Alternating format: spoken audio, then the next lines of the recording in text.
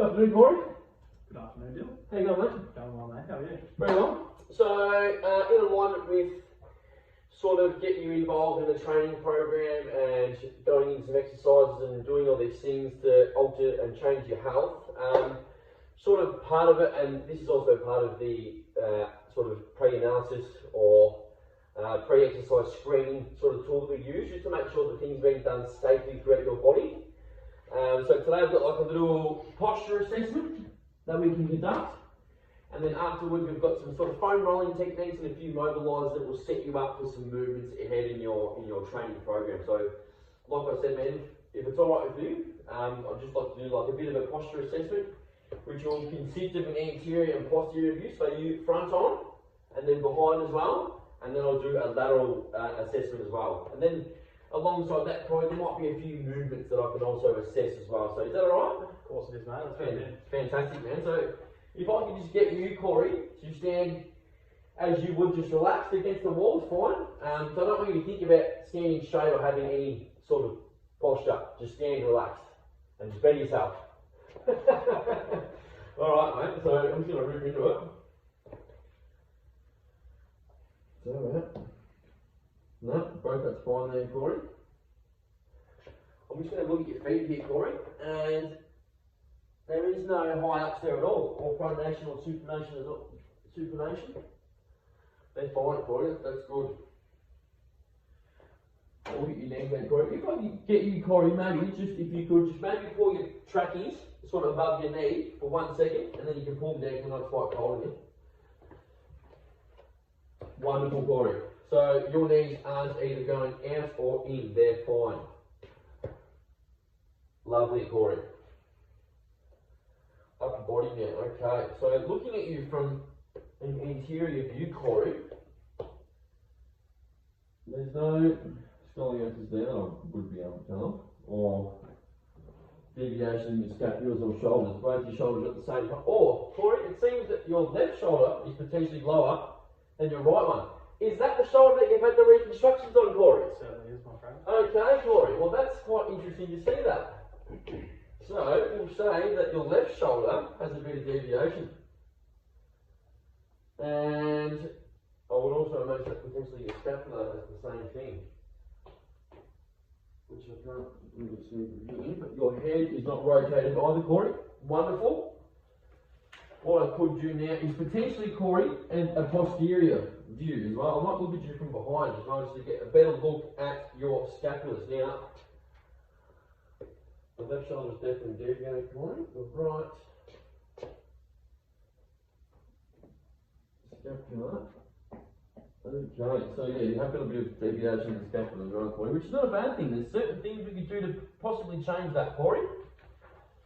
Right, now, if I may, Corey, I'll get you to stand horizontally, and if you could just picture that the centre of your knee, or as well as that, maybe the centre of your hip, as well as your head, would be in line with that part of the wall there, if that's possible. Still in view, Corey, fantastic. Right, so, a little bit of a pickle there, because you're sort of half and half. I might even get you up. I will do it there, sorry. So, rotation. You're a busy man, Corey. That's it, mate. So you've got no rotation there, Corey, no dorsal or plantar rotation in your ankle. Because you're standing quite balanced, your ankle isn't having to bend dorsally or plantarly. So if you were sort of bent backwards or balanced forward, your ankle would have to sort of stabilise your body while lifting up or going down. So it's not doing that, which is good. So no rotation or plantar or dorsal, that's right. So your knees, sorry Corey, can I get you? You probably could have worn the shorts, Corey. I told you I'd wear shorts. Sorry, mate. Alright, so. Okay. It's funny. So your right knee, Corey, without paying too much attention to it, your left knee's hyperextended, but your left one's not. That's interesting. So, left one hyperextended. There doesn't seem to be any tilting thumbs, no? Okay, upper body, Corey. We've got No lordosis in your spine there. You've got a nice curve in the bottom of your spine there. In terms of your thoracic spine, I can't really see any type of kyphosis or flat back. It just looks quite relative. Good posture, Corey. So none of that. Then your trunk isn't rotating at all, Corey. It's fantastic, nice. Shoulders forward. Nope. Your shoulders fine, and your head's not forward either, Corey. So that's all good. Lovely posture. What was that one there? 16. Head. So a summary of that observation, Corey. So like I spoke to you previously, the only summary that I could conclude there would be that you sort of, and like you spoke about, you can step back here, Corey. The only thing that would be of any sort of awareness is that left shoulder being a bit deviated.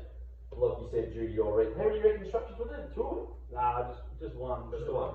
12 things in it. Oh, right. That might explain that. Which you probably need to realise that it would be like that. Yeah, okay, cool. So, summary of the observation would be deviation. I'm not sure if I'm in the picture here. I'm not really in the picture. Deviation of left scapula and shoulder.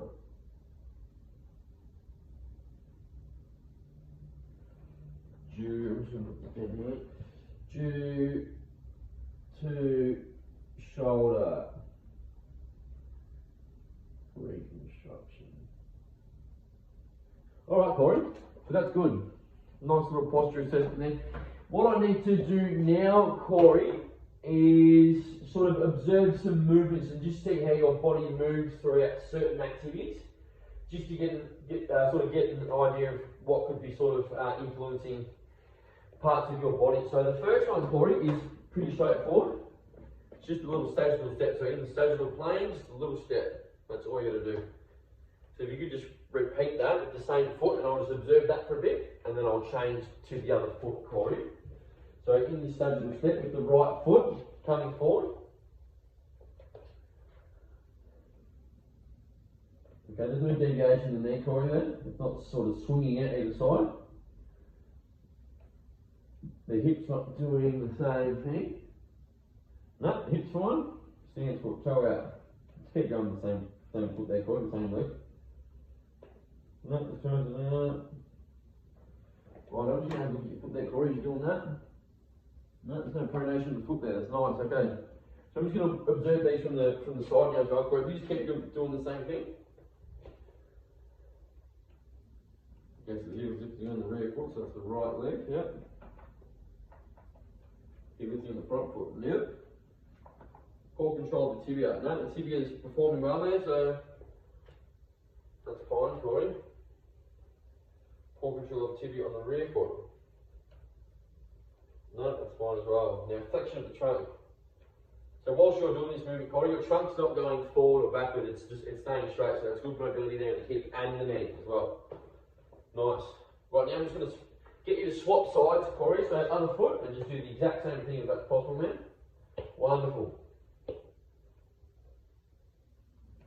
No deviation of the knee there, or the hip. Oh, bit of a crack though. Whoa! I'm an old man. Stance foot, the toe is a little bit out there.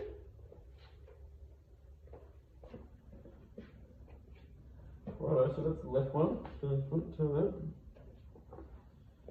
Just the pronation of the front foot. So, no, that's fantastic, Corey. Cool. Heel lifting on the rear foot. Let me swap sides again, Corey. Wonderful. Lifting the front foot now. Core control of tibia. No, control growth and no excessive flexion over the trunk. Righto, fantastic, Corey. Thanks very much, man. No worries. The next one, Corey, is a lateral step. So the first one was a step in the sagittal plane. The second one is a step in the lateral plane. So this time, you're just taking a step to your right, and then obviously we swap sides and we'll go to the left. So you choose whatever foot you'd like to go with first, Corey, and we'll go from there, my man. Right foot, wonderful. Okay, so Anyone there or not?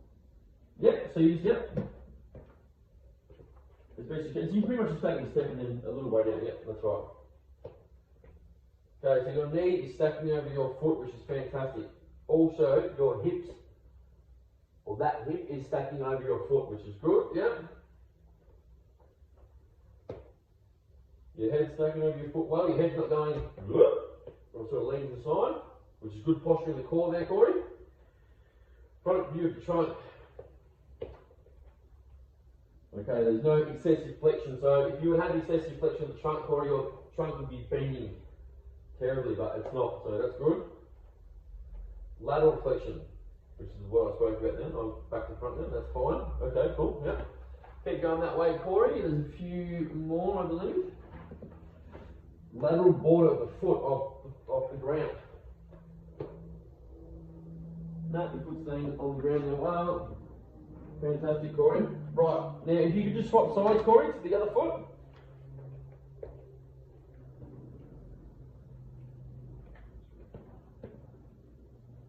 Okay. Yeah, so your knee's stacking well over that foot. So's the hip. So's your head again, sir. Well done.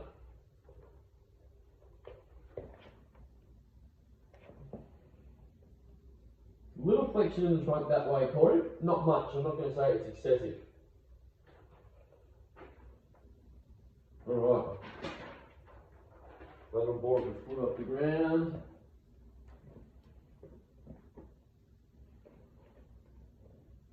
Lovely, Corey. Alright, cool. Fantastic. So this last movement, Corey, is one that's sort of like looking at how I can see how your thoracic spine works.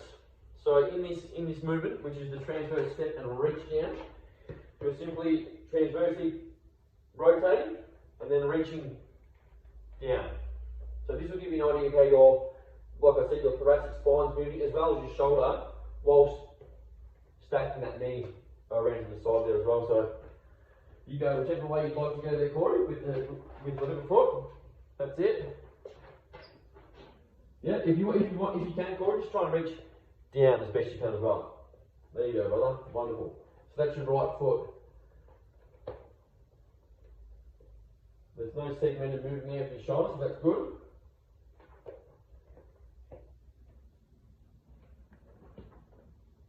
You've got some nice lateral flexion there, that's good. So in this one, it's good that you are laterally flexing that trunk. That's what we want to see, so it's doing that.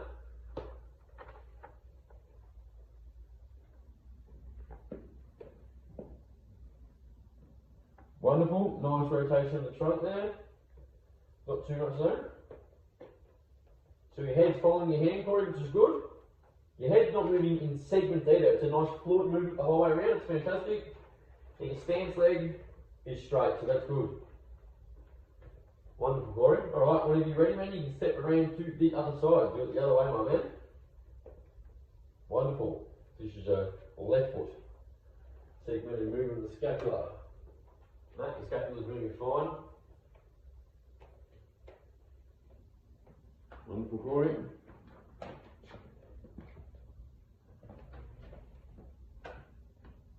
No, there's good flexion there. Laterally, there's no excessive trunk rotation, so you're not bending forwards or backwards like this. Your head's following your hand well, and it's not moving in segments. It's a fluid motion again. And your stance leg is straight. Well done, Corey. Thank you very much. So that was fantastic. That gives me sort of a good idea of how your body's moving, how your body is while you're just comfortably standing there. So at the end of that, all I've sort of witnessed was that maybe slight deviation in your scapula. But then when you're moving your scapula, Corey, in that transverse reach, it seems to move well. I guess when it's stationary, you might just sort of seize up, I guess. So fantastic. And now we can move on to some foam rolling techniques to perhaps bring some blood flow to those areas and help them to move a bit better in the coming sort of exercises ahead. So we'll jump on to the next one, man.